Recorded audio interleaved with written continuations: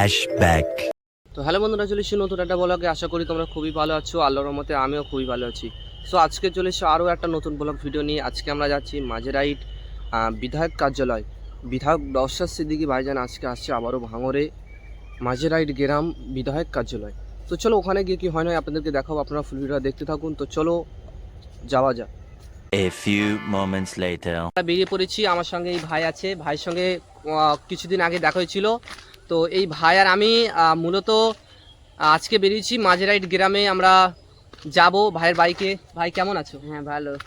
তো ভাইয়ের ভাইকে কল করেছিলাম, তো ভাই বললো যে যেহেতু আজকে বাড়ি আছি চলো তোমার সঙ্গে যাই আজকে ভাইজানের সাথে দেখা করতে। ওর ইচ্ছা ছিল যে একটা ফটো তুলে নিই। এই ভাইটা আমাকে ভালোবাসে, সেই জন্য ভালোবাসার টানে ছুটে এসছে, তাই তো নাকি ভাই? হ্যাঁ। তো আমরা দুই ভাই আজকে বেরিয়ে পড়েছি। তো চলো ওখানে গিয়ে কি হয় না হয় আপনাদেরকে দেখাবো। তো তোমরা ফুল ভিডিওটা দেখতে থাকো।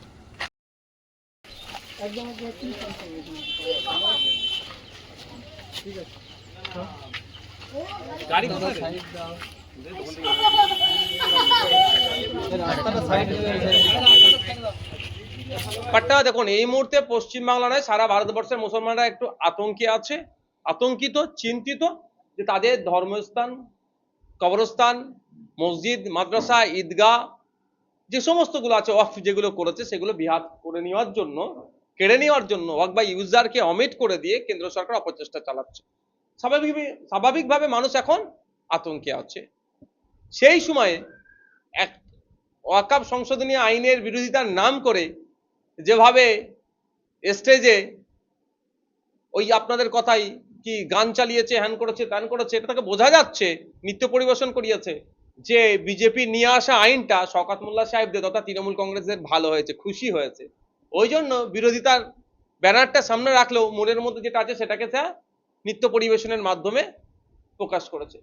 বাংলার মানুষ জানুক, ভাঙড়ের মানুষ দেখুক, ক্যানিং এর মানুষ দেখুক যে 14 তারিখে যখন শান্তিপূর্ণভাবে প্রোটেস্ট করতে যাচ্ছিল সেই সময় কিভাবে পুলিশ আক্রমণ করেছে। তারপরে সোনপুর সবজি বাজারের ওখানে পুলিশ অতি সক্রিয় হয়ে কিভাবে করেছে, কেমন কতজনের নামে মামলা দিয়েছে। মানুষ দেখুক, মানুষের জবাব দেবে। শওকত মোল্লার সাহেবরা মনে প্রাণে বিজেপির বিরোধিতা কোনোদিন করতে যাবে না, কারণ এদের গলা পর্যন্ত হয়ে আছে। ইডি সিবিআই এদেরকে নোটিশ দিয়ে রেখেছে, যে কোনো সময় এদেরকে তুলে নিতে পারে। সেই জন্য এরা এদের কাজের মাধ্যমে দেখবেন বিজেপির কিভাবে সুবিধা হবে সেই চেষ্টা। এই মুহূর্তে নওশাদ সিদ্দিকী আইএসএফ সারা রাজ্য জুড়ে যেভাবে বিজেপির বিরোধিতা করছে, এই আইন প্রত্যাহারের বিরোধিতা করছে, বিজেপি চাপে পড়ছে। বিজেপি যখন চাপে পড়ছে, হয়তো বিজেপির নেতারা শওকত সাহেবদেরকে বা তৃণমূলের নেতাদেরকে বলে দিচ্ছে নওশাদদেরকে ঠান্ডা করো, নাহলে কিন্তু তোমাদের নামে যাদের নামে মামলা আছে তুলে নেব, এটাও তো হতে পারে। এই জন্যই সারা দেশ যখন কেন্দ্র সরকারের বিরুদ্ধে আন্দোলন করছে, ভাঙড়ে দাঁড়িয়ে তৃণমূল কংগ্রেসের নেতারা আইএসএফ এর বিরুদ্ধে কেন কথা বলছে এটা বুঝতে হবে। কারণ বিজেপিকে আমরা মানে আইন যাতে প্রত্যাহার করে সেই যেমন মাঠে ময়দানে লড়াই করে চাপ দিচ্ছি, আইন সবাই গিয়ে সুপ্রিম কোর্টে গিয়ে আমি মামলা করছি, ফলে বিজেপি চাপে পড়ছে। এই চাপে না পড়ে সেই জন্য আমাকে দুর্বল করার জন্য এই শওকত সাহেবরা এই তৃণমূল অপচেষ্টা চালাচ্ছে। ওই জন্য আমার নামে মিথ্যে 5টা মামলা দিয়েছে, আমার হাজার হাজার ছেলের নামে মামলা দিয়েছে। এসব আমি বিস্তারিত আগামীতে বলবো, চিন্তা নেই, একটু ধৈর্য ধরুন। 14 তারিখে আপনাদের শিয়ালদা থেকে যে প্রোগ্রামটা ছিল, শুধু ভাঙড়ের কর্মীদেরকে আটকানো হয়েছে বৈরামপুরে, সেখানে কিন্তু কোনো দলীয় পতাকা ছিল না। গতকালকে দলীয় পতাকার প্রশ্নই আসছে না এখানে, কিন্তু থাকলেও অসুবিধা নাই। বলুন কি বলছেন। কিন্তু গতকালকে দেখলাম যে ভাঙড়ে যে সভাটা হয়েছে, কিন্তু সেইখানে কোনো ভাঙড়ের মানুষ ছিল না, একাধিক গাড়ি। ভাঙড়ের মানুষরা দিক থেকে মুখ ফিরিয়ে নিয়েছে। ভাঙড়ে থেকে যতটুকু মানুষ গিয়েছে ভয় দেখিয়ে প্রেশার দিয়ে নিয়ে গিয়েছে। ক্যানিং থেকে লোক এসেছে, হাড়োয়া থেকে লোক এসেছে, মিনাখা থেকে লোক এসেছে, জীবনতলা থেকে এসেছে, সন্দেশ খালি থেকে লোক নিয়ে এসে ভিড় করিয়েছে এরা। আমি এটা কাপড় বলছি, রাজারহাট থেকে লোক নিয়ে এসে ভিড় করিয়েছে। এদের দুরবস্থা এরা ভালো করে জেনে গিয়েছে, ওই জন্য পুলিশকে দিয়ে আটকানোর চেষ্টা করছে। ব্যাপারটা হচ্ছে শান্তিপূর্ণ গণতান্ত্রিক প্রক্রিয়ায় মিটিং মিছিল যে কেউ যে কোনো জায়গায় করতে পারে, শুধু দিল্লি গিয়ে করতে হবে। যে বলছে তাকে বলবো তাহলে ভোটের সময় দিল্লি গিয়ে ভোটটা চাইবেন, আর ভোটারদেরও বলবো ভোটের সময় যদি ভোট চাইতে আসে এই ধরনের নেতাগুলো তাদেরকে দিল্লিমুখী করিয়ে দেবেন। মুখ্যমন্ত্রী যে ইমাম মুয়াজ্জিনদের নিয়ে যে বৈঠক করলো, সেখান থেকে মুখ্যমন্ত্রীও বললো যে দিল্লি গিয়ে বৈঠক করতে, এই মিছিল করতে হবে, প্রতিবাদ করতে হবে।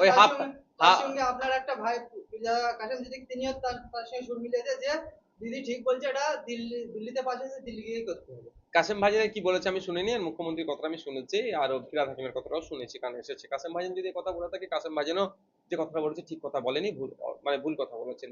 গণতান্ত্রিক প্রক্রিয়ায় যে কোনো জায়গায় আন্দোলন যে কোনো জায়গায় মানুষ করতে পারবে, হ্যাঁ শান্তিপূর্ণভাবে আন্দোলন করতে হবে। মুখ্যমন্ত্রী এই কথাটা বলেছেন, সেটাতে কথাটা উনি ওনার আমি বলবো তিনি রাজ্যের প্রধান হিসাবে কথাটা প্রত্যাহার করে নেওয়া দরকার, আর যারা বলেছে তাদের প্রত্যাহার করে নেওয়া দরকার। ব্যাপারটাও একটা আপনাদের বলি, এই জ্বালাটা কোনখানে, কেন বাংলায় আন্দোলন করতে আটকাচ্ছে? বাংলায় আন্দোলন করলে মহারাষ্ট্র আন্দোলনের তীব্রতা বাড়বে, বাংলায় বড় আন্দোলন হলে ত্রিপুরার আন্দোলনের তীব্রতা বাড়বে, বাংলায় আন্দোলন হলে আসামের আন্দোলনের তীব্রতা বাড়বে, ফলে বাংলা থেকে ছড়িয়ে পড়বে আন্দোলনটা সারা ভারতবর্ষে, এবং বিজেপি চাপে পড়বে সারা সেন্ট্রালি। সেটা আটকানোর জন্য এইগুলো চলছে। আর আপনি যে বললেন ইমাম সম্মেলনের ব্যাপারে, ওই 8 বছর 10 বছরের ছেলের ইমামগুলোর কথা বলছিলেন না, হাফ প্যান্ট পরে যে বাচ্চাগুলো এসেছিল ইমাম, ওদের কথা বলছেন? কোন ইমামের কথা বলছেন আপনারা? আপনারা দেখেছেন তো, দেখিয়েছেন তো। ব্যাপারটা হচ্ছে ওটা মুখ্যমন্ত্রীকে ডেকে নিয়েছে অপমান করেছে। কে ডেকে নিয়েছে অপমান করেছে খোঁজ নেন। তৃণমূল কংগ্রেসের কিছু নেতার সাথে যুক্ত আছে, কিছু ইমামের নাম করে কিছু লোকজন হচ্ছে, সেইগুলো ভেবেছিল লোকজন হয়ে যাবে, মমতা ব্যানার্জিকে নাম দেবো সব হয়ে যাবে। অত সহজ নাকি? ইমাম সাহেবরা সব বুঝতে পেরে গেছে যে আসল কে লড়াই করছে কমিউনিটির জন্য, বাংলার জন্য, আর কারা ধান্দাবাজি করছে ইমামরা বুঝতে পেরে গেছে। ওই জন্য আসেনি ইমামরা। ওই জায়গা ভরানোর জন্য কি হচ্ছে, এখানে সেখানে ময়দানে টয়দানে বাচ্চারা খেলাধুলা করে, এই চ বিরিয়ানির প্যাকেট দেবো, চ মমতা ব্যানার্জির সাথে দেখা করাবো, এই ধরনের কি বিরিয়ানির প্যাকেটটা মেনলি বলে চ গাড়িতে করে ঘুরেছে, আর এখানে এসে ঢেলেছে। কত হয়েছে? 12-15 হাজারের সিট তো, 2000-1000 দিয়ে আর কি থুতুতে আটা ছানলে হবে? ধরা পড়ে গেছে।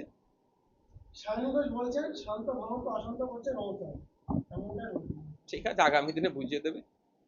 নটোরিয়াস ক্রিমিনাল যে আমি বলছি, ন্যাশনাল হিউম্যান রাইটস কমিশন বলছে, মমতা ব্যানার্জি তাকে বলছেন যে তুই তো বোম বাঁধিস। সে যেখানে যেখানে গিয়েছে অশান্তি করেছে।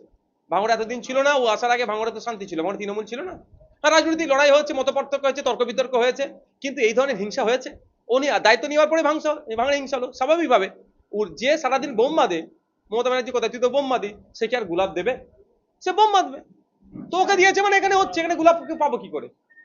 বলছেন পার্লামেন্টে হুজুর তো যায়নি, হুজুর বুঝবে কি পার্লামেন্টে আমরা আওয়াজ করছি অকাপ নিয়ে, তিনি যদি যান তারপর বুঝতে আমরা গলা ফাটাচ্ছি পার্লামেন্টে। ওদের বলুন, যদি সত্যিকারে আপনারা গলা ফাটিয়ে থাকেন, সত্যিকারের অর্থে যদি আপনারা ওয়াকফ সংশোধনী আইন প্রত্যাহার করতে চান, তাহলে আপনাদের একাধিক এমপি ভোট দেয়নি, তাদের বিরুদ্ধে কি ব্যবস্থা গ্রহণ করছেন সেটা বলতে। ওনাকে বলুন যে আপনি যে ওয়াকফ সংশোধনী আইনের বিরুদ্ধে ভোট দিয়েছেন, এটার প্রমাণ পাবলিক ডোমেইনে আনুন, এটা ওনাকে বলে রাখছি। আপনাকে বলছি উনি দিক, তাহলে দুধকে দুধ পানিকে পানি হবে। কারণ ভোটাভুটির সময় ইদার কা মাল উদার হয়ে যায়। ভোটাভুটিতে অংশগ্রহণ করছে, কিন্তু কাকে ভোটটা দিল, বিজেপিকে দিল না বিজেপির বিরুদ্ধে দিল, সেটা ওনাকে পোস্ট করতে বলুন। আর দুটো এমপি, সিনিয়র মোস্ট এমপি রাজ্যসভাতে ভোট পচিয়েছে, কেন ভোট পচালো এর কারণটা জানাতে বলুন। থানার বক্তব্যের মাধ্যমে তিনি বললেন যে जब तूफान आता है हुजूर का झोपड़ी उड़ जाता है और जब वही तूफान आता है हमारा दीदी चप्पल सुखाता है। দেখুন ব্যাপারটা হচ্ছে, আমি রাজনীতি করি, গণতান্ত্রিক যে আমাদের প্রক্রিয়া সেটাকে মান্যতা দিয়ে, এবং কাউকে কোনো ভাষা দিয়ে কটূক্তি করে আমি রাজনীতি করি না। আপনারা জানেন অভিষেক ব্যানার্জি আর মমতা ব্যানার্জির যে সম্পর্ক, ভাইপোনা ছেলে নিয়ে অনেক বিস্তর তর্ক বিতর্ক হয়, আমি কিন্তু সবসময় এটাকে আটকাই এবং এটুকু বলি, কে কার ছেলে কে কার ভাইপো সেই নিয়ে আমার লড়াই নয়। আমার লড়াইটা হচ্ছে মানুষের অধিকার পাচ্ছে কি পাচ্ছে না। ক্ষমতায় আসার আগে দিয়ে দেওয়ার কথা বলেছিল, এখন দিচ্ছে না কেন? অকাশ সম্পত্তি উদ্ধারের কথা বলছিল, এখন অকাশ সম্পত্তি উদ্ধার হয় না কেন? এই নিয়ে লড়াই। সুতরাং একটা কথা বলতে পারি, এই এই এই এই ভদ্র মহিলাই, এই ভিডিও আমি আপনাকে প্রমাণ দেখিয়ে দেবো, রাজনৈতিক মঞ্চ না থেকে হলো অন্য মঞ্চ থেকে মমতা ব্যানার্জি নামে অনেক উৎসাহ চলেছে। স্বার্থের ধান্দাবাজি এগুলো, স্বার্থের জন্য এখন মমতা ব্যানার্জি জিন্দাবাদ বলছে। কালকে এই ভদ্র মহিলারা আমি বলছি, যদি প্রয়োজন হয় শুভেন্দু অধিকারী জিন্দাবাদ বলতে এক পা পিছপা হবে না। যদি অমিত শাহ জিন্দাবাদ বললে এদের লাভ হয়, দেখবেন এরা অমিত শাহ নামে জয়ধ্বনি দেবে। এগুলো হচ্ছে কি, এরা হচ্ছে সেশনের, যখন যেটা সেশন চলে তার উপরে লাভ উঠে পড়ে, যে ডুবতে চাইবে তাকে ডুবিয়ে দিয়ে অন্য জায়গায় লাভ মারবে। এরা পাঁচিলে উঠে থাকা, বসে থাকা, এদের কথাটা আমি জবাব প্রয়োজন বোধ করছি না, আমার লেভেলেরা আসছে না। আবার বলছে যে হুজুর গান গাইতে পারেন, এই জন্য হুজুরের আমাদের উপরে রাগ বেশি, আমি গান গাই বলে। আমি বারণ করছি না ওনাকে গান গাইতে, আমি কি একবারের জন্য বলছি উনি গান গাইবেন না? একবারের জন্য কোনোদিনও বলেছি?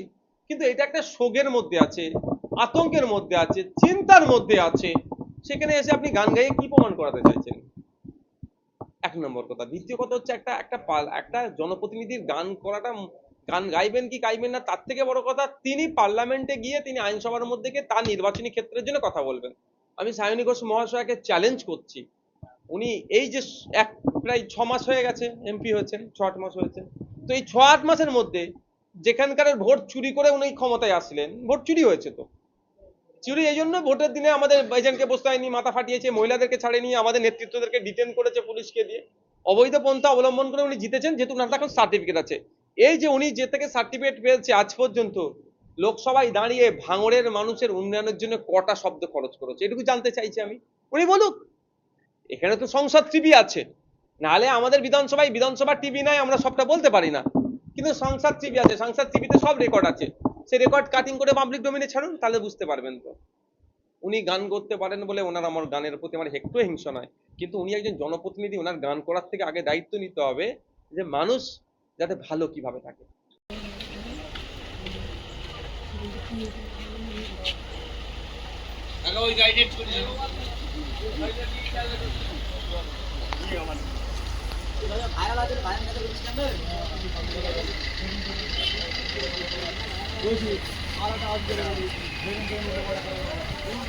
ফাইনালি আমরা দুই ভাই ঘুরে চলেছি। তো ভাইকে অসংখ্য ধন্যবাদ যে আমাকে এইভাবে নিয়ে যাওয়ার জন্য। আর ভাইজানের ভিডিও তোমার কেমন লাগে? অনেক ভালো লাগে। তো ভাইজানের ভালোবাসার টানে আমরা দুই ভাই গিয়েছিলাম, আমরা এমনকি ফটো তুলেছি আর ভিডিও করেছি। তো হয়তো আশা করি ভিডিওটা অতটা ভালো হয়নি, জানি না ভিডিওটা কেমন হচ্ছে, আপনারা একটু কমেন্ট করে জানাবেন আপনাদের মতামত। তো আজকে ব্লগটা এই পর্যন্তই, দেখাচ্ছি নেক্সট ব্লগে। ততক্ষণ সবাই ভালো থাকবেন, সুস্থ থাকবেন, সবাইকে অসংখ্য ধন্যবাদ।